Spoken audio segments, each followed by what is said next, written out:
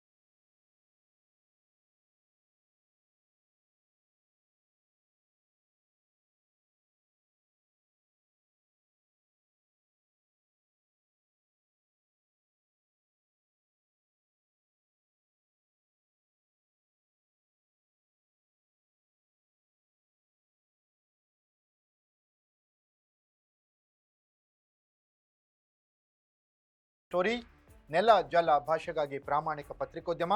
ನಾನು ಹೇಮಂತ್.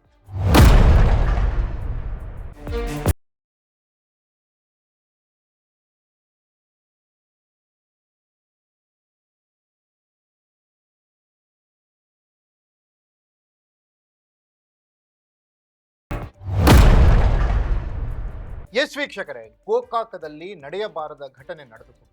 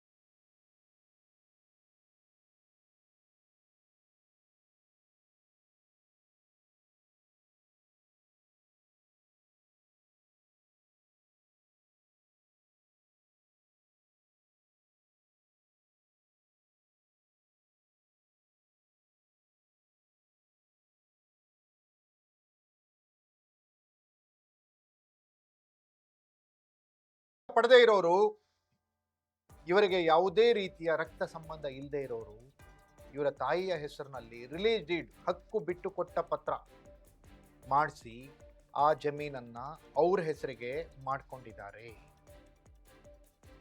ಇದು ಗೊತ್ತಾಗಿದ್ದು ಯಾವಾಗ ರಮೇಶನ್ಗೆ? ವರ್ಷಗಳ ಬಳಿಕ. ಅಲ್ಲಿವರೆಗೂ ಜಮೀನು ಇವ್ರ ಹೆಸರಲ್ಲೇ ಇದೆ ಅಂತ ಅವ್ನು ಅನ್ಕೊಂಡ್ಬಿಟ್ಟಿದ್ದಾನೆ. ರೈತರೇ ಒಂದು ಗಮನಿಸಿ, ನಿಮ್ದೆಷ್ಟೇ ಜಮೀನಿರಲಿ, 1 ಎಕರೆ 2 ಎಕರೆ 4 ಎಕರೆ 5 ಎಕರೆ 10 ಎಕರೆ 20 ಎಕರೆ 100 ಎಕರೆ ಎಷ್ಟೇ ಇರಲಿ, ಪ್ರತಿ ವಾರಕ್ಕೊಮ್ಮೆ ಆದರೂ ಆನ್ಲೈನಲ್ಲಿ ಪಹಣಿ ಬರುತ್ತೆ. ಭೂಮಿ ಅನ್ನೋವಂಥ ಸಾಫ್ಟ್ವೇರ್ ಇದೆ. ಅದು ನೀವೇನು ದುಡ್ಡು ಕಟ್ಟಬೇಕಾಗಿಲ್ಲ. ನಿಮ್ಮ ಜಮೀನಿನ ಕಾಗದ ಪತ್ರಗಳನ್ನು ಅಲ್ಲಿ ನೋಡ್ಕೊಳ್ಳಿ. ನೀವು ಯಾರ ಹೆಸರಿಗಿದೆ, ನಮ್ಮ ಹೆಸರಿಗೆ ಇದೆಯೋ ಇಲ್ವೋ, ಬೇರೆ ಯಾರಾದರೂ ಮಾಡ್ಕೊಂಡ್ಬಿಟ್ಟಿದ್ದಾರಾ ನೋಡಿ. ಈ ಥರದ ದುಷ್ಟರು, ದುರುಳರು, ಭೂ ಅಕ್ರಮ ದಂಧೆಕೋರರು, ಭೂ ನುಂಗಣ್ಣನವರು ಜಾಸ್ತಿ ಆಗ್ಬಿಟ್ಟಿದ್ದಾರೆ. ಇದು ಬೆಳಗಾವಿ ಜಿಲ್ಲೆಯಲ್ಲಿ ಇನ್ನೂ ಜಾಸ್ತಿ ಇದೆ. ಗೋಕಾಕದಲ್ಲಿ ವಿಪರೀತವಾಗಿದೆ. ಯಾಕೆ ಗೋಕಾಕದಲ್ಲಿ ವಿಪರೀತ? ಗೋಕಾಕದಲ್ಲಿ ಏನಾದರೂ ಬೇರೆ ಕಾನೂನು ಇದೆಯಾ ಗೊತ್ತಿಲ್ಲ. ಆದರೆ ಈ ಘಟನೆ ನಡೆದಿದ್ದು ಗೋಕಾಕದಲ್ಲಿ. ಇದು ಕಪೋಲ ಕಲ್ಪಿತನೂ ಅಲ್ಲ, ಇದು ಮಾನನಷ್ಟ ಆಗುವಂಥದ್ದು ಅಲ್ಲ, ಇದು ಆಧಾರ ರಹಿತವಾದದ್ದಂತೂ ಅಲ್ಲ, ಇದು ದಾಖಲೆ ಇದ್ದಂಥದ್ದು. ಆ ದಾಖಲೆಗಳನ್ನು ನಾವು ತೋರಿಸ್ತಾ ಇದ್ದೀವಿ ನಿಮಗೆ. ಆ ನುಂಗಣ್ಣರ ಹೆಸರನ್ನ ಚಾರ್ಜ್ ಶೀಟ್ನಲ್ಲಿ ಕೈ ಬಿಡಲಾಗಿದೆ. ನಮಸ್ಕಾರ ರೀ, ನನ್ನ ಹೆಸರು ರಮೇಶ್ ಅನ್ನಪ್ಪ ನಿಡಗುಂದಿ. ನಮ್ಮೂರು ಕಂಕನವಾಡಿ, ರಾಯಬಾಗ್ ತಾಲೂಕು, ಬೆಳಗಾವಿ ಜಿಲ್ಲಾ ರೀ. ನಮ್ಮದು ಗೋಕಾಕ್ ತಾಲೂಕದಾಗ 414 ಎಕರೆ PTCL ಲ್ಯಾಂಡ್ ಆಗಿದ್ದಿತ್ತು ನಮ್ಗೆ, ನಮ್ಮ ಆಸ್ತಿಗೆ. ಆ ಆಸ್ತಿ ಡಾಕ್ಯುಮೆಂಟ್ಸ್ ತೆಗ್ಸಕ್ಕಂತ ನಾನು ಗೋಕಾಕ್ ಹೋಗ್ತೆ ಅಂತೇಳಿ ನಾನು ಕಿಡ್ನಾಪ್ ಮಾಡಿ ಬಡಿಸಿದ್ದಾರೆ. ಆ ಬಡಿಸಿದ ಸಂಬಂಧ FIR ಆಗಿತ್ತು ರೀ. ಅದನ್ನು ಹೆಚ್ಚಿನ ತನಿಖೆಗೆ ಅಂತೇಳಿ ಬೆಳಗಾವಿ DCR SP ಆಫೀಸ್ಗೆ ಬಂದಿತ್ತು ರೀ. SP ಆಫೀಸ್ದಾಗ ನಾನು ತನಿಖೆ ಸರಿಯಾಗಿ ಆಗ್ತಿಲ್ಲ ರೀ. ಅಲ್ಲಿ ಲಂಚ ಕೇಳಿದ್ರಿ, ಆ ಲಂಚದ ಅಮೌಂಟು ಒಂದು ತೊಡೆ ಕೊಟ್ಟಿದ್ದೀನಿ ರೀ. ಅದನ್ನು ಪ್ರೂಫ್ ಇದ್ರೊಳಗೆ ಹಚ್ಚಿದ್ದೇನೆ ರೀ. ಅದಾದ್ಮೇಲೆ ವಾಪಸ್ ನನ್ಗೆ ಯಾರು ಬಡ್ಸಿದ್ರು ಬಡ್ದಿದ್ದಲ್ಲ ಅವರೆಲ್ಲರೂ ಎಸ್ ಪಿ ಸರ್ ಕರೆಸಿ ಅವ್ರ ಜೊತೆ ಹೊಂದಾಣಿಕೆ ಆಗೋಣಾಕತ್ರು. ನಾ ಆಗೋದಿಲ್ಲ ಅಂತಂದಾಗ ನಿನ್ನ ಕೇಸ್ ಏನು ಮಾಡ್ಬೇಕಂತ ನನಗೆ ಗೊತ್ತೈತೆ ಹೋಗಂತಂದ್ರು. ಬಂದ್ರಿ ಅದಾದ್ಮೇಲೆ ನನಗೆ ಸಿಬ್ಬಂದಿ ಅವ್ರು ಫೋನ್ ಹಚ್ಚಿದ್ರಿ, ಎಸ್ ಪಿ ಆಫೀಸ್ ಸಿಬ್ಬಂದಿ ಅವ್ರು ಫೋನ್ ಹಚ್ಚಿದಾಗ ಇಲ್ಲ ನೀನು ತನಿಖೆ ಸರಿ ಆಗಲಿಕ್ಕೆ ನಮ್ಮ ನೀನು ಕೇಳಕ್ಕೆ ಹೋಗ್ಬೇಡ, ಹೊಂದಾಣಿಕೆ ಆಗಲ್ಲ ಹಂಗಾಗಿಲ್ಲ ಅಂತ ನಾನು ರೆಕಾರ್ಡಿಂಗ್ ಕೊಟ್ಟಿದ್ದೇನೆ. ಅದಾದ್ಮೇಲೆ ನಾನು ಎಸ್ ಪಿ ಆಫೀಸಿಗೆ ಹೋದ್ರೆ ಎಸ್ ಪಿ ಸರ್ನ ಕೇಳಿ, ಸರ್ ನಿಮ್ಮ ಯಾಕೆ ಹಿಂಗೆ ಮಾಡತ್ರಿ ಅಂತೇಳಿ. ಕೇಳು ತಡ ಇಲ್ಲ ನೀವು ಹೊರಗೆ ಹೋಗಂತೇಳಿ ಅವರ ಸ್ವತಃ ಬಾಗಿಲು ತಗೊಬಂದು ಹೊರಗೆ ಕಳಿಸಿದ್ರು. ನನಗೆ ನ್ಯಾಯ ಎಲ್ಲೋ ಸಿಗುತ್ರಿ, ನನಗೆ ನ್ಯಾಯ ಕೊಡ್ಬೇಕಂತ ನನಗೆ ನ್ಯಾಯ ನೀವು ಒದಗಿಸ್ಕೊಡ್ಬೇಕ್ರಿ. ಅದ್ರ ಸಲುವಾಗಿ ನಾನು ನಿಮ್ಮ ಕಡೆ ಕೇಳ್ಕೊಳಕತ್ತೀನಿ.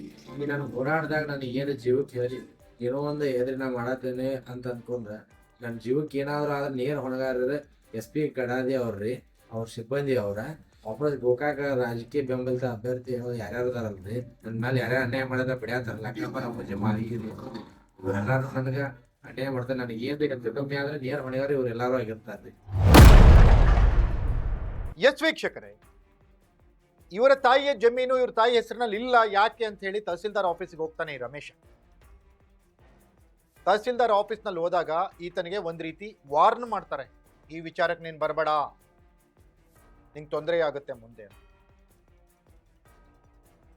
ಆದ್ರೂ ಈತ ಆಗಿರೋ ಅನ್ಯಾಯಕ್ಕೆ ನ್ಯಾಯ ಪಡಿಲಿಕ್ಕೆ ಹೋರಾಡಬೇಕು ಅಂತ ಹೇಳುವ ಓಡಾಡ್ತಾ ಇದ್ದಂಥ ಸಂದರ್ಭದಲ್ಲಿ ಗೋಕಾಕದಲ್ಲಿ ಈತನನ್ನ ಕಿಡ್ನಾಪ್ ಮಾಡ್ತಾರೆ. ಗಾಡಿಗಳು ಯಾವುದು, ಯಾವ ವಾಹನದ ಮೇಲೆ ಈತ ಇದ್ದ, ಯಾವ ವಾಹನದ ಮೇಲೆ ಬಂದವರು ಈತನ್ನ ಕಿಡ್ನಾಪ್ ಮಾಡ್ತಿದ್ದಾರೆ ಅನ್ನೋ ಸಿ ಸಿ ಟಿ ವಿ ಫುಟೇಜಸ್ನ ನಾವು ನಿಮ್ಗೆ ತೋರಿಸ್ತಾ ಇದ್ದೀವಿ. ಇದೆಲ್ಲಿಯೂ ನಿಮಗೆ ಸಿಗಲ್ಲ ನೋಡ್ಲಿಕ್ಕೆ. ಗೋಕಾಕದ ಎಕ್ಸ್ಕ್ಲೂಸಿವ್ ಸ್ಟೋರಿಗಳನ್ನು ನೋಡಬೇಕು ಅಂದ್ರೆ ನೀವು ಫೋಕಸ್ ಟಿವಿಯಲ್ಲಿ ಮಾತ್ರ, ಬೇರೆ ಮಾಧ್ಯಮಗಳಿಗೆ ಈ ಸುದ್ದಿಗಳು ಸಿಗಲ್ಲ. ಯಾರೂ ಇವನ್ನ ಪ್ರಸಾರ ಮಾಡಲ್ಲ, ಯಾರೂ ಕೂಡ ವರದಿಯನ್ನ ಮಾಡಲ್ಲ.